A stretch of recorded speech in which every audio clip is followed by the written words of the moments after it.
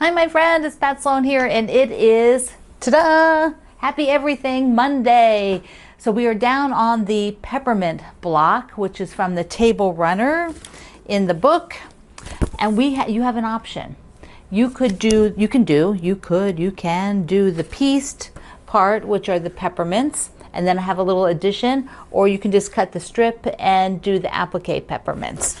So I went ahead and did the pieced peppermints. Ta-da! Here they are. And what you will do then is cut a 1.5 inch strip by 12.5 inch, and that's over at my website, that number, so you don't have to remember it.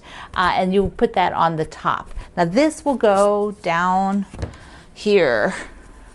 So now we will have this portion done of the quilt. And so we have, in January, we'll be sewing this section here, this sort of quadrant, and then putting our borders on for a finish. So I found this cute fabric that I had, and it was from when Ruby Society was called Cotton and Steel. So Cotton and Steel. So it's called, what is it, upside down? Oh, it's all upside down. Home Sweet Gnome. So if you're trying to find it, that's what you would be looking for, but look how cute it is. So this, of course, came out quite a few years ago now, but you might still find some somewhere, maybe in your stash. Take a look. So those little gnomes turned out very cute in the block. I also wanted to be sure I got some more teal down here, so that, pulled some more teal and yellow. And over here, I want to do the same. I'll get a bit more teal into those blocks as we do them. So a few other things that I've been up to are some finishes. So some finishes, and then also I had a few questions where people wanted to know, how did I do the applique on my I Believe? So I thought, well, I'd get it back out and we'll go on the back side of the table, and I'll just talk about how I approach machine quilting, or any kind of quilting, be my machine quilt, applique shapes on a quilt. Before we do that, I have finish number 1, which is all the trimmings. Here we go. I did all the trimmings and got it, the last stitch in it, on the morning of Christmas Eve. Isn't that great? So happy to have it done. I did put it on my couch so I could look at it. I didn't hang it up. It has the wave stitch, so that's the sort of serpentine. You can look on your machine. Many machines have it. My Baby Locks all have this, including the smaller Jubilant that you see over there, which is a super travel machine. And the back on this one was to use up a lot of the fabrics. So there we go. So that's how I did the back on here. Okay, we got that guy. And then Summer Soiree. Yes, I got that one finished too. Yes, both of them that were still sitting on the end of my ironing board. I did use the light blue. So that is what I did, or the medium blue. It's kind of that summer blue. That's my Woodland Morrison Park. Here we go. So here we are. Ta-da! I have it, all the hanging sleeve done and the label on. And I did want to show you something about thread color, because when I was doing the hanging sleeve on this, the backing is from the Fig Tree Shirtings line, and it is this sort of pinky red. Let me take a look. And I wanted to get a color thread that would match, but I don't worry about matching, perfectly. I find something that is going to blend in. And this very sort of looks strong, but it's just perfect. It's kind of a pinky orange. It's not quite orange because it's got a lot more pinky red in it. But when you lay one single strand out, it matched perfectly to do this handwork. It is so good. So this is the kind of thing you want to look for in your threads. You don't need to be going and finding something super exact, because that's just not going to happen, particularly on prints like this, because I've got everything from yellow and actually ivory to green to this pinky red. So you just find something that looks like it will blend across all of it, and you go with that. That's what you go with. Also, for filming, I took the sponge off underneath my glasses so I don't look like such a nerd, but it'll go right back on there after the filming's done, because it's still a little too much pressure down on the incision on my nose. So just so for those of you who are watching and keeping track of when I have the sponge in my glasses and when I don't. Also, I tape some things periodically here, so you're going to sometimes see that and sometimes you won't see it, so you just never know. Let's go on the back side. I am going to swing this around. You need to stay to the end because I actually did this entire video and didn't record any of the talking part. I recorded all of the parts where I wasn't talking. I got in mode confusion, and so the whole thing, when I first looked, I had like 4 different clips. Every one of them, I was stopping, taking off the mic, and going to do things. So I'm gonna, at the very end, put in a couple of those, just because they're so funny. My I Believe quilt, which I showed you the other day, had it up on the wall, I think it was on Christmas Eve. And I wanted to go through some of the blocks and show you how I appliqued them. Not appliqued, I'm sorry, I'm showing you how I machine quilted around them. So first we'll do the Sugar Plum Fairies.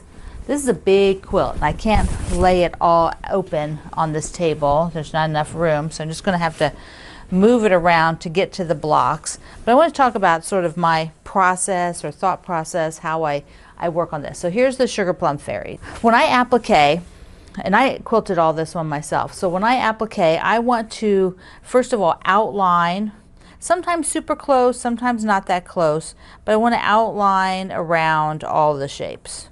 You know, so like here I did not go into there, I just did it on the background, and it's a little further away, you know.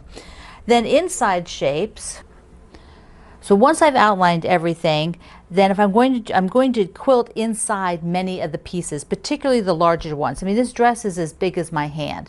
If I don't quilt inside of this, it'll be like poofy. It'll like stick out, like lay out poofy, and it won't be very nice at all.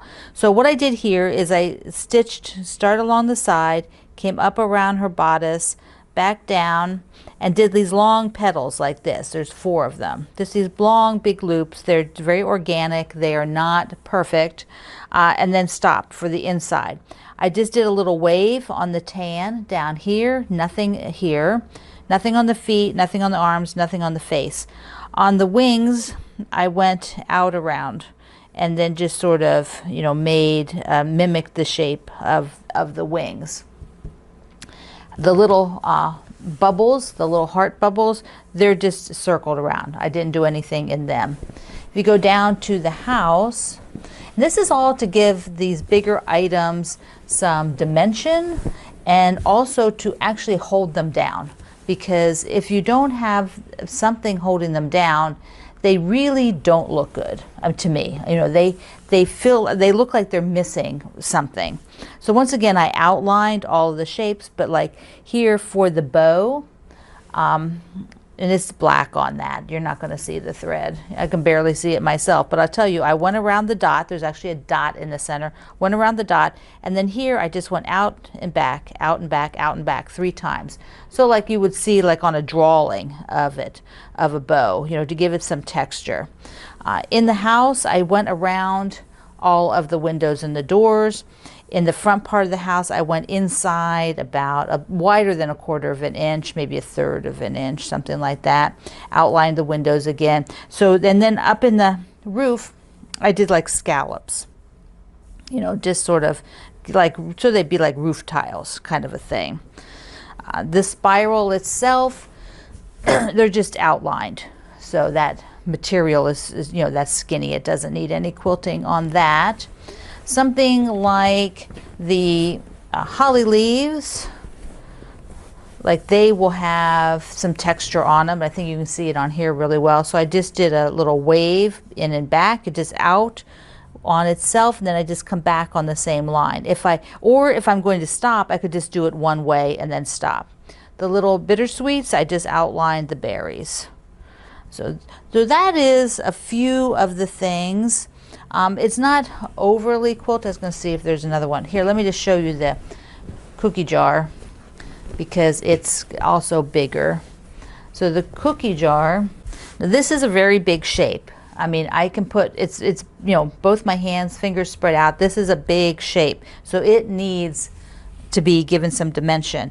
There's a bow, there's the spoon up here. The spoon doesn't have any quilting on it. The lid of the jar has those little, you know, like waves, or not waves, but you know, just come out and just do these little designs. There's little designs here, same thing. But in the cookie jar, I did single hearts like this, and then stopped and start and did all the single hearts. I hope that gave you a little bit of an idea of how to quilt the things on the I Believe, which any applique quilt that you're doing, you can take that same concept of outlining and then taking the images and doing a little bit of work inside the images. So now I've got a mail call, wrap it up. I had a lot of cards that came in after I did the last video the other day, so I'm going to show them to you because they're just wonderful. This one is from Betty in Virginia. Look how jolly he is, and so many wonderful notes. This one is from Samantha in Australia, and look at the ornament. That is going to be here. Oh, wait, and do like that. You can see the koala bear? So cute and glittery. I like him. I like him. I've got this gorgeous card from Cindy. Isn't that neat? And it actually has a recipe on the back for swamp cake. Now I have to keep that and try it. I'm not sure about swamp cake. What is the main ingredient in that? Oh, it starts with a cake mix. I can do that. And all the wonderful notes. I thank you so much. This is from Viv. Look at that, how beautiful it is. Card from Colleen, and here's the card, but Colleen was looking through her magazines and found some of the oldies but goodies of mine, or she may have been given these magazines, but here's one of them. I used to do a lot of work for McCall's magazine. So if you're going through McCall's magazines or McCall's Quick Quilts, you will find tons and tons of my designs from about like 1998 to about 2005. I did a lot of work. Sometimes I would have 3 and 4 quilts in one issue of the magazine. This is beautiful. Card from Michelle. Look at that. And she sent me some super fun edges with lots of extra on them so I can work around things. Look at that. Look at those cute little flowers. Thank you. I have a package that came from Brenda in Maine. Oh, Viv was in California. I didn't say that. And Colleen is in Indiana. Okay, so she sent a card. And there we go, see? And I have to show you, doesn't that look peaceful? Looks so peaceful. Ta-da! I had a peek already. Isn't this like fabulous? Look at this. And she knit it, so she knits these. I don't even know how you knit these. Look at that. It must be a particular kind of fabric. I'm sure some of you have seen them before, but this is new for me. So cute, and it's red. There we go. I feel so chic. Thank you, Brenda. Mwah. And I had a goodie made for me. There came in the mail. They made it through the mail somewhat, but they're still going to be yummy to try. And this is it's to both me and Greg. One for me and one for Greg, from Nancy. And I'm not sure, where's Nancy? Nancy in Pennsylvania. But she's made these hot chocolate bombs. You know, like you have the chocolate ball and it's filled with all kinds of good stuff. And she sent it in this cute little container. So nice. So she made these. So we're excited to try them. And speaking of trying, I have to tell you, I tried the prickly pear jelly. That was pretty good. I was expecting it to be hot or something. I don't know. I don't know why I thought. It's prickly pear cactus jelly. For some reason, I thought it would have a very different taste than it did, but super tasty. All right, you are making Happy Everything. Your pinwheels today. You could applique them if you prefer to do the applique version, but this is the one I did, and you're going to cut a 1.5 by 12.5 inch strip for the top if you do the patchwork ones. All right, my friend, I love you. Mwah. See you online.